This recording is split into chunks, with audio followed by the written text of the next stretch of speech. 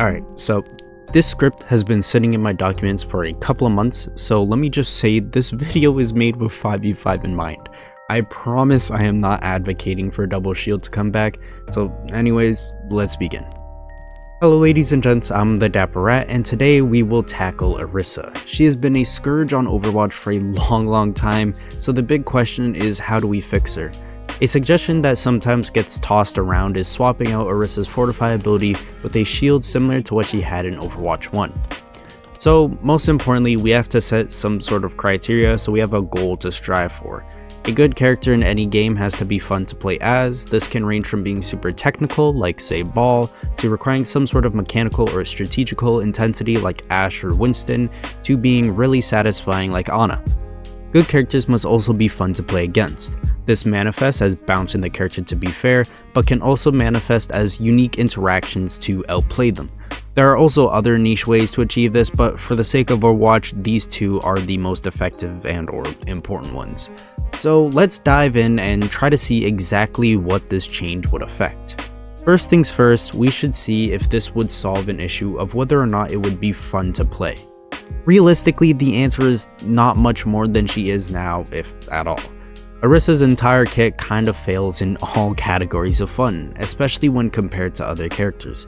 Right now, the most fun part of Orisa's kit is nailing a lot of headshots with her primary fire because the dink noise of headshots is satisfying. The issue with just giving Orisa a shield is that it doesn't boost any categories of fun by a significant amount. It would add a tiny bit more strategic intensity depending on the shield's health, size, and cooldown, but overall wouldn't really make Orisa any more fun.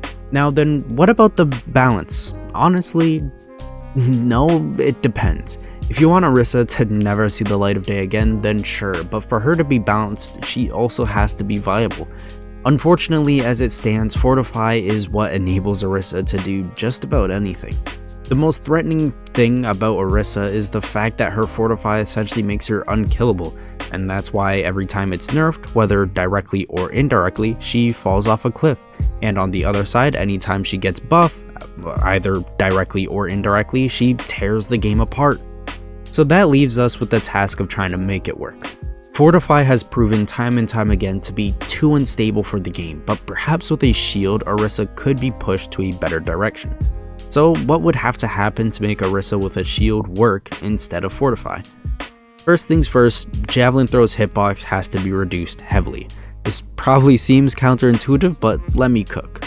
Right now, Javelin Throw is essentially like throwing a bastion at an enemy. It's so damn big that there's no room for skill expression.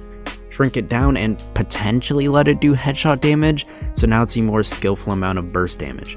This also means those Javelin Throws to interrupt ultimates will be harder, so this should make her more mechanically intensive and therefore more fun to a specific crowd. Secondly, give Javelin Spin a meter instead of a timed cooldown. This also seems strange, but realistically, Javelin Spin is used to deny space as a source of mobility and as a source of protection. A shield will make Orisa more vulnerable since you can just kind of walk around or through it, so letting her have more access to spinning should be fine. Thirdly, her ult should probably just be brought back to the drawing board. Bongo is busted and her current ult is honestly just kinda dog shit. I guess it's good for setting up other ults, but realistically it's a win more kind of ultimate.